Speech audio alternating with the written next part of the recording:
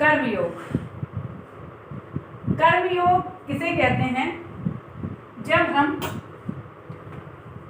मोह रहित होकर के अपने कर्तव्य का पालन पूरी निष्ठा और ईमानदारी से करते हैं तो उसे कर्मयोग कहते हैं।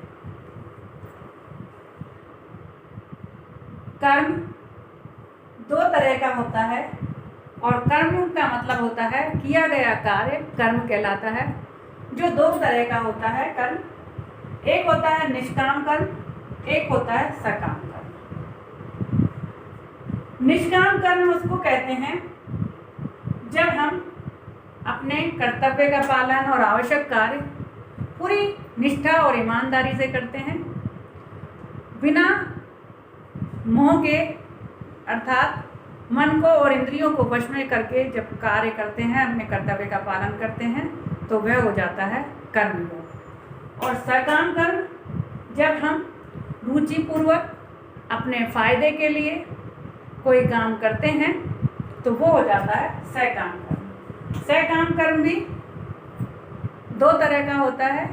एक कर्म होता है विकर्म, जब हम अपने फायदे के लिए दूसरे को नुकसान कर देते हैं, जब हम अधर्म से, अन्याय से, हत्या से या किसी और तरीके से चोर डाकू करके जब कोई काम करते हैं, ये विकर्म यानी पाप वाले कर्म, तो ये कहलाते हैं विकर्म।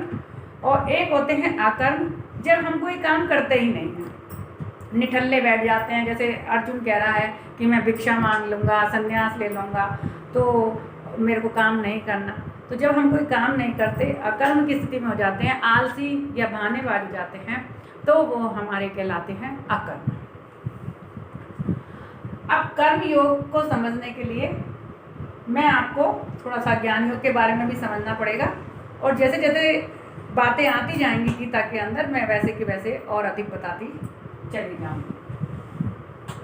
अब मनुष्य, मैंने आपको बताया है कि हम मनुष्य दो तत्वों से मिलकर बना हुआ है, एक शरीर, एक जीवात्मा। जीवात्मा भी दो चीज़ों से मिलकर बनी हुई है, एक जीव चेतना जिसको हमने बोला कारण शरीर, दूसरी आत्मा जो ना तो जन्म लेती है और ना ही मरती है। ये चेतना जो ईश्वरी तत्व है, और जीव चेतना हमारा अंश जो हमारे कर्मों का फल भोगता है, स्वर्ग या नरक जाता है। वही हमारे जितने भी हम काम करते हैं उसके पूरा संस्कारों का ढेर ये कारण शरीर के अंदर जमा हो जाता है। दूसरा आता है शरीर, जो हमारा शरीर पंच तत्वों से मिलकर के बना रहता है। यह शरीर भी दो प्रकार का होता है, एक होता है सूक्ष्म शरीर, एक होता है स्थूल शरीर। स्थूल शरीर के अंदर हमारी इंद्रियां आती हैं, ज्ञानेंद्रियां और कर्मेंद्रियां, और सूक्ष्म शरीर के अंदर मन, बुद्धि, अहंकार होते हैं। और इसके बारे में और भी कई तत्व आएंगे जो मैं आपको धीरे धीरे समझाती चली जाऊंगी जैसे जैसे अध्याय में आएगा। मन अज्ञानी होता है, नादान होता है, बच्चे की तरह होता है, और ये जब भी हम कोई कार्य करते हैं उसके प्रति प्रतिक्रिया देता है, विचार करता है। इंद्रियां भाव पैदा करती हैं कि ये अच्छा है, ले लो। अहंकार यानी हमारे स्वयं की अनुभूति, हम अपने आप स्वयं की अनुभूति करते हैं, जैसे कि हम कहते हैं हम ऐसे हैं, वैसे हैं, मैं ये काम कर सकती हूँ, मैं ये काम नहीं कर सकती, यानी हमें स्वयं को पता रहता है कि मैं क्या हूँ और कैसा। ये हो गई स्वयं की अनुभूति, और वही ये काम अहंकार क्या, निर्णय लेने का काम करता है। बुद्धि यानी विचार करती है, क्या अच्छा है, तर्क वितर्क करती है, क्या अच्छा है क्या बुरा है, ये पूरा विचार करने का काम हमारी बुद्धि करती है। लेकिन ये बुद्धि भी दो तरह की होती है, एक होती है स्थिर और एक होती है अस्थिर। अस्थिर बुद्धि वो ऐसी होती है जो विचलित हो जाती है, जैसे अर्जुन अभी काम कर रहा था और एकदम से विचलित हो जाता है। अस्थिर होता है मतलब वो कन्फ्यूजन में रह जाती है, करूं कि नहीं करूं, ये खाऊं कि नहीं खाऊं, ये यहाँ जाना चाहिए कि नहीं जाना चाहिए। जब हम कन्फ्यूजन की स्थिति में रहते हैं अस्थिर, तो वह अस्थिर बुद्धि होती है।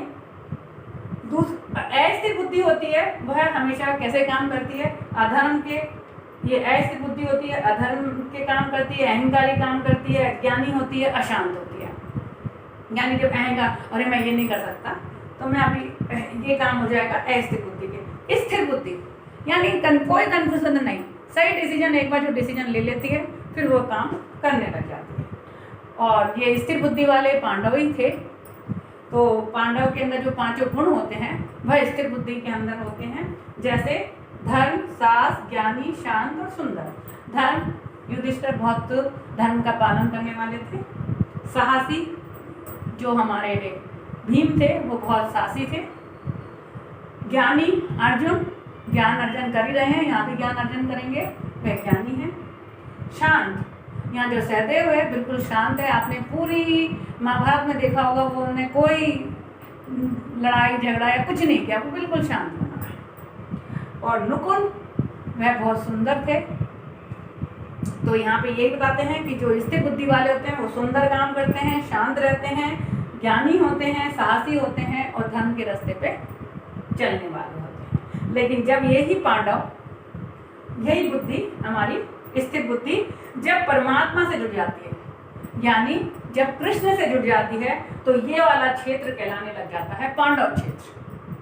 जब स्थिर बुद्धि आत्मा से जुड़ जाती है यानी कृष्ण से जुड़ जाती है, तो ये क्षेत्र कहलाता है पांडव क्षेत्र। लेकिन जब अस्थिर बुद्धि, जहाँ पे अधर्म होता है, अन्याय होता है, अहंकार है, अज्ञानता है, अशांत मन है, जब वो मन से कार्य करता है या ज्ञानेंद्रियों से काम करता है और अहंकारी होकर काम करता है, तो वो हो जाता है हमारा कौरव क्षेत्र। कौरव क्षेत्र के अंदर मन और इंद्रियां वश में नहीं होती हैं। लेकिन जब हम पांडव क्षेत्र के अंदर मन बुद्धि वश में होती है तब काम करते हैं। इसलिए ये लोग बुद्धिमान कहलाते हैं, लेकिन इनके मन के अंदर बुद्धि रहती है, इसलिए ये लोग कहते हैं मंद बुद्धि कहलाते हैं, या कुबुद्धि भी कहते हैं। इनके अंदर इनकी बुद्धि खराब हो जाती है, बच्चों जैसे अनाड़ी सनाड़ी काम करते हैं, इसलिए इनको कौरव को कुबुद्धि भी कहते हैं। और इनको पांडव क्षेत्र को इनकी बुद्धि अच्छी होती है, इसलिए बुद्धिमान कहलाते हैं। शायद मेरे हिसाब से आपको मैंने समझाया है तो वो पूरी अच्छी तरह से समझ में आ गया होगा। अब हम कर्मयोग हमें क्यों करना चाहिए, कर्मयोग क्या है, उसके बारे में हम चर्चा करेंगे। कर्मयोग संसार में भगवान ने हमारे लिए ही बनाया है। इस संसार को भगवान ने हमारे लिए बनाया है।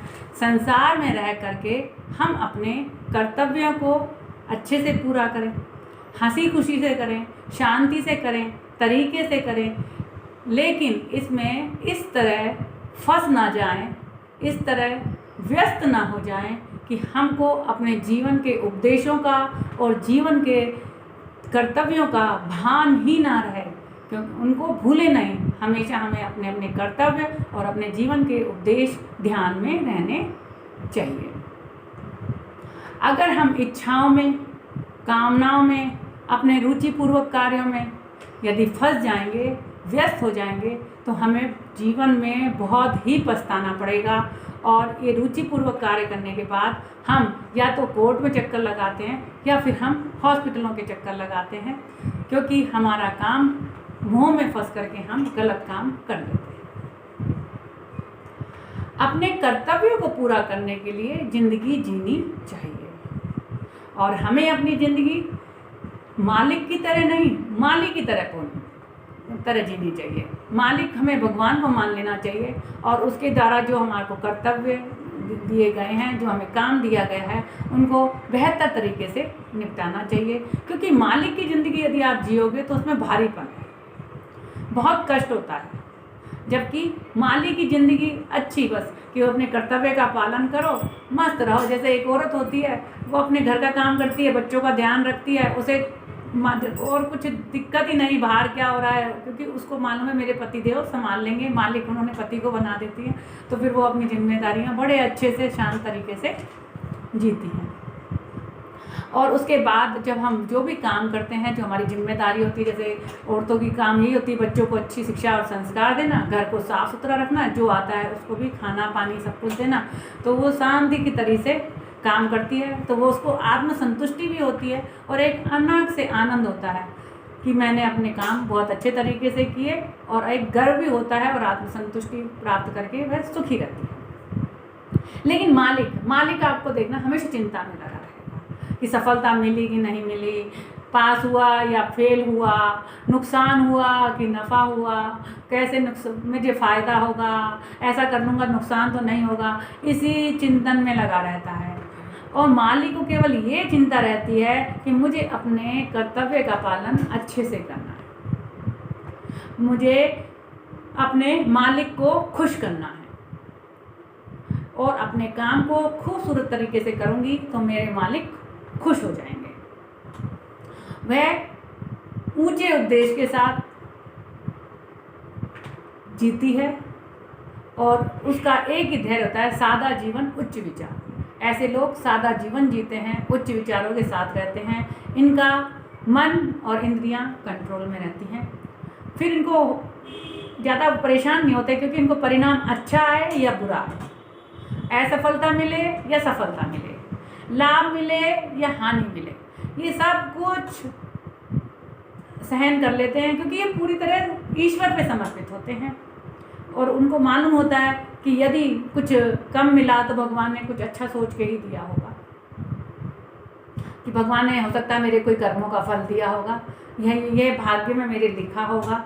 तो यह सोच करके वे अपने जीवन को सार्थक कर लेते हैं, अपने जीवन को सफल कर लेते हैं, और जीवन जीने का यही तरीका है और इसको जीवन में आनंद और संतुष्टि प्रदान कर देता है। इसलिए हमें सांसारिक मोह माया में डूबना नहीं है, हमें एक खिलाड़ी की तरह खेलना चाहिए, जीत हो या हार हो, बस जीतने के लिए अपनी प्रैक्टिस पूरी करनी चाहिए ताकि हम जीतें, और हार मिलती है तो उसको भी दिल से स्वीकार कर लेना चाहिए, या एक अभिनेता की तरह अपना काम हर पार्ट को प्ले करना है, जो भी कार्य आएगा मैं उस अभिनय को अच्छे से निभाऊंगा। अब उसके अंदर पास होता हूँ तो भगवान की इच्छा, नहीं होता हूँ तो भी भगवान की इच्छा, हे प्रभु तेरी जिसमें रजा उसमें मुझको मजा। इस तरह से करके अपने कर्तव्य का पालन करते हैं और अपने काम को अच्छे से अच्छा 100% देने की कोशिश करते हैं। परिणाम अच्छा मिला तो ईश्वर की लीला करके और आगे बढ़ जाते हैं, नहीं मिला तो भी संतुष्टि करके खुश रहते हैं कि मैंने अपना 100% दिया, अब ऊपर वाले ने क्या दिया क्या नहीं दिया ये उसकी इच्छा। इस तरह करके वो अपने काम को अच्छे से करते हैं। लेकिन यदि हम मालिक की ज़िंदगी जीते हैं, मालिक की ज़िंदगी जीने में बड़ा दुख होता है और परेशानी भी होती है, क्योंकि वो पूरी तरह मन के वश में होता है, और मन को जब चीज़ नहीं मिलती तो वो दुखी होगा, परेशान होगा, वो परमात्मा पर विश्वास ही नहीं कर सकता। जैसे यदि हमें परमात्मा पर विश्वास नहीं है, सपोज कर लीजिए, है ना, तो एक तो क्या होता है, हम क्या होते हैं, परमात्मा के अंश हैं, जीव चेतना क्या है, परमात्मा का अंश है। तो मन जब परमात्मा में लग जाता है तो तभी वो तृप्त और संतुष्ट होता है। तो यदि हम परमात्मा से जुड़े हैं तो तब तो तृप्त, संतुष्ट और शांत रहेंगे। जो मैंने आपको बताया कि एक बुद्धि होती है जब चेतना से जुड़ जाती है, परमात्मा से जुड़ जाती है, तो वो धर्म का भी काम करेगी, साहस का भी काम करेगी, ज्ञानी भी होगी, शांत भी रहेगी, सुंदर भी, मतलब ये पांचों तत्वों को वो प्राप्त करेगी। लेकिन जब अगर वो पांचों तत्वों को अगर वो परमात्मा से नहीं जुड़ी है तो वो अस्थिर हो जाएगी, तो वो मन अब काम ना करेगा, इच्छा करेगा। जैसे इंद्रियां क्या करेंगी, चाहत रखती हैं। कोई इंद्रिय, जैसे मैंने मान लीजिए एक देखा, चाहने की इच्छा हुई मुझे कि यार बगल वाला मकान ले लेता हूँ, है ना, बगल का मकान हुआ, मेरी एक चाहत है कि चल बाजू वाला मकान मिल जाए। अब मुझे वो वाला मकान मिल जाता है तो मैं अपना थोड़ा सा देर में मेरा मन सुख रहेगा और एक अहंकार आ जाएगा, अच्छा मुझे तो मकान मिल गया, मैंने ये चाहत मेरी पूरी हो गई। उसके बाद अब मुझे लगता है दूसरा वाला मकान मिल जाए, अब एक हो गया, एक मकान और मिल जाए। अब उसके लिए मैं उल्टे सीधे काम भी करूँगी, अरे यार नहीं मिल रहा तो हो सकता है ज़्यादा पैसा दे दूँ या कोई गलत तरीका अपना लूँ, और इस तरह से गलत काम करके, जैसे आपने देखा होगा माफिया वगैरह होते हैं, तो वो क्या होता है, उनके पास कितना भी मिल जाए उनका मन पेट भरता नहीं है, फिर वो गलत काम कर देते हैं और उसके बाद फिर उन्हें जेलों में सजा खानी मिलती है। ऐसे ही खाने का है, हमको कुछ खाना मिल गया अच्छा तो थोड़ा सा खा लिया, फिर गए और भी अच्छा मिल गया और खा लिया, तो बहुत ज़्यादा खा लिया तो वो पेट खराब हो जाता है, शरीर खराब हो जाता है और हमें डॉक्टर के चक्कर लगाने पड़ते हैं। और यदि मान लीजिए कि मेरी इच्छा है वो चीज़ नहीं मिली तो फिर क्या होता है, मन दुखी हो जाता है, यार ये तो मुझे चाहिए था, मुझे नहीं मिला। और जब नहीं मिलता तो गुस्सा आता है। गुस्सा आएगा तो मन अशांत और तनाव हो जाएगा, यार मुझे तो चाहिए था, पता नहीं क्यों नहीं मिला। दुखी होएगा, अशांत होएगा। जब अशांत होता है तो ऐसे व्यक्ति की बुद्धि काम ही नहीं करती। मन अशांत, तनाव में, डिप्रेशन में हो जाएगा। कई लोग तो ये डिप्रेशन के कारण पागल भी हो जाते हैं, बीमार हो जाते हैं, फिर उनको दवाइयों के चक्कर लगाते रहो। तो इसलिए हमको मन को और इंद्रियों को वश में करना चाहिए। कर्म योग में भगवान ने यही बताया है कि मन को वश में कर, इंद्रियों को वश में कर, फिर उसके बाद सही डिसीजन लेना सीखो। तो जब हम मन को और इंद्रियों को वश में करके सही डिसीजन लेते हैं तो वह हमारा हो जाता है कर्म योग। और उस समय हमें अपने कर्तव्यों का ध्यान रहता है, जीवन के उद्देश्यों का ध्यान रखते हैं, तो इससे हमारा जीवन सार्थक हो जाता है। जैसे एक उदाहरण के तौर पे मैं समझाती हूँ कि जैसे एक माली का काम है अपने बगीचे को सुंदर बनाना, और जब पूरे जो उल्टे यानी खरपतवार है, उल्टे सीधे पेड़ हैं, गलत पौधे हैं, उनको निकाल देगा और अच्छे अच्छे पौधों को निराई करेगा, खाद डालेगा, पानी डालेगा। उसका एक ही काम होता है कि मुझे इस पौधे को अच्छे से अच्छी उन्नत करना है, अच्छे से सुंदर बना करके इसको स्वर्ग बनाना है, यानी कुल मिला के ये समझाइए माली का काम। और तो उसमें खाद पानी डालेगा, सुंदर फूल आएंगे, फल आएंगे, तो वो बहुत खुश होएगा, उसे एक संतुष्टि मिलती है कि मैंने अपना काम बहुत अच्छे से किया। और जब मालिक उसको देखता है कि ये अच्छे से काम करा तो उसको ट्रिप भी दे देता है और अधिक पैसे भी देता है। लेकिन वो पूरा काम क्या करता है, अपनी ईमानदारी से करता है और अच्छे से करता है। और कोई भी काम गलत, जैसे गलत पौधा निकल आया या घास निकल आई, निराई विराई वो करके उनको गलत, यानी असंतुलित को संतुलित करता है और असंस्कारित को संस्कारित करता है। संस्कारित करके वो सुंदर बना देता है। जैसे माँ होती है कि बच्चे को, कुसंस्कारी बच्चों को या जैसा बच्चा आता है उसको संस्कारित कर सुंदर और अच्छा बना देती है। ये हो जाता है कर्मयोग। जब किसी चीज़ को अच्छी तरह शिक्षित और संस्कारी करके बना देते हैं तो वह चीज़ बन जाती है हमारी कर्म योग।